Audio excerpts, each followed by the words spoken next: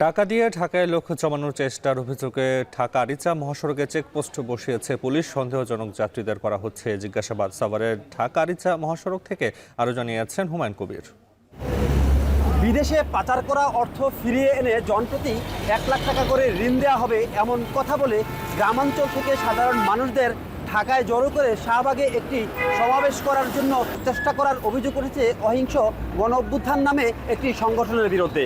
গতকাল রাত থেকেই তারা বিভিন্ন গণপরিবহন, হাইস এবং প্রাইভেট কার করে কিন্তু গ্রামাঞ্চল থেকে ঢাকায় কিছু মানুষকে নিয়ে এসেছেন এবং তাদেরকে কিন্তু পুলিশ এবং ছাত্র জনতা কিন্তু বুঝিয়ে শুনিয়ে ফেরত পাঠিয়েছে এবং কোনো রকম বিশৃঙ্খল ঘটনা যাতে শাহবাগে ঢাকায় ঢুকে সৃষ্টি করতে না পারে সেই লক্ষ্যে কিন্তু তাদের এই ঢাকায় প্রবেশ ঠেকাতে আমিনবাজারে কিন্তু পুলিশ চেকপোস্ট দিয়েছে এবং তারা কিন্তু সকাল থেকে এখানে এই চেকপোস্টের মাধ্যমে যান চলাচল নিয়ন্ত্রণ করছে এবং সকাল থেকে তাদের চেকপোস্টের মাধ্যমে কিন্তু এ পর্যন্ত 5টি গাড়িকে তারা গণপরিবহনকে আটক করেছে, যেগুলোতে করে দেশের বিভিন্ন অঞ্চল থেকে কিন্তু ঢাকায় এই সমাবেশে যোগ দেওয়ার জন্য কিন্তু তারা এখানে এসেছিলেন।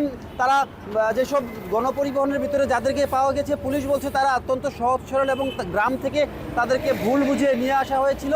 আমরা তাদেরকে পরে ঢাকায় ঢুকতে না দিয়ে গ্রামে ফেরত পাঠিয়ে দিয়েছি। পুলিশ বলছে সন্ধ্যা পর্যন্ত তাদের এই চেকপোস্ট অব্যাহত থাকবে এবং ঢাকায় ঢুকে যাতে কেউ বিশৃঙ্খল পরিস্থিতি সৃষ্টি করতে না পারে সেই লক্ষ্যে পুলিশ অত্যন্ত সজাগ রয়েছে।